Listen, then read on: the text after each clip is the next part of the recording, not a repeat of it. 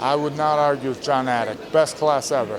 So obviously, Vanderlei, a lot of people. If Diego Lopez wins, especially a finish here, does that sort of propel him to that superstar status? Just with the fact that he's the talk of the town. It does, and I was and am huge fans of Vanderlei and Shogun, and I'm very fortunate I got to fight them. I feel like I fought them both because Vanderlei lived out here. We trained for a couple of years, and they're really like great people. It's true, and when you get into the UFC, when I did, the Brazilian culture was like really big to me, and I love Brazilian jiu-jitsu, and there was always like we always had a Brazilian guy teaching, instructing, so it was just like, had that far away syndrome. You think it's amazing. Oh my gosh, I forget about him. Like the ultimate blue collar guy, right? If a Bruce Springsteen song came to life, it would be Frankie Edgar. It's just a great human being on every level. Oh my gosh, Joanna, this is the best Hall of Fame. Yeah, Joanna, she made the 115-pound division, right? She did for what Ronda did for women's. She did for the 115-pound division, which is pretty sick. Yeah.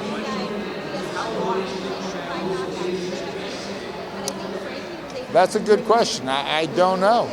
I have no idea. When your name is attached to an award, how much do you get input on, giving it to a guy like you?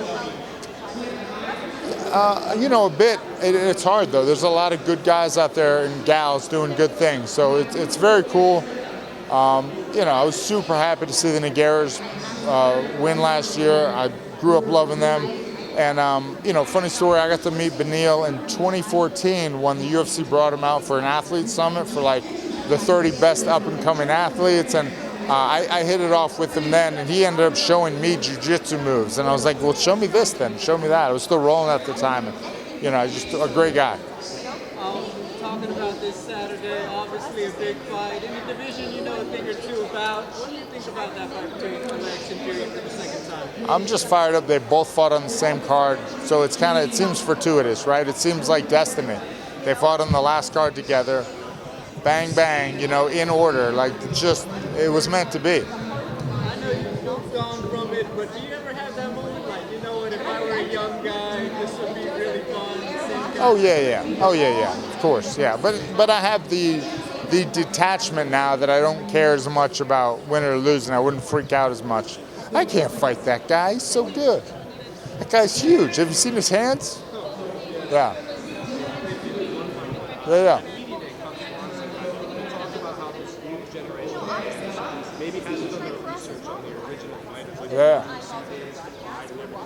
You're still attached to this. You were there from the beginning and now. Yeah. Did you get that vibe too that maybe, as Megan said, was fans that became fans during the pandemic, maybe having gone back and done research? Yeah, so I guess so I was a huge fan of the NBA and the NFL growing up. Now, I didn't know much about the guys before us, but the internet wasn't available. So I had to catch the black and white clips of the Saturday night of the Dick Buckuses or Jim Browns, where these guys can just go on Fight Pass and see everything. So I guess there is more of an expectation to do some homework.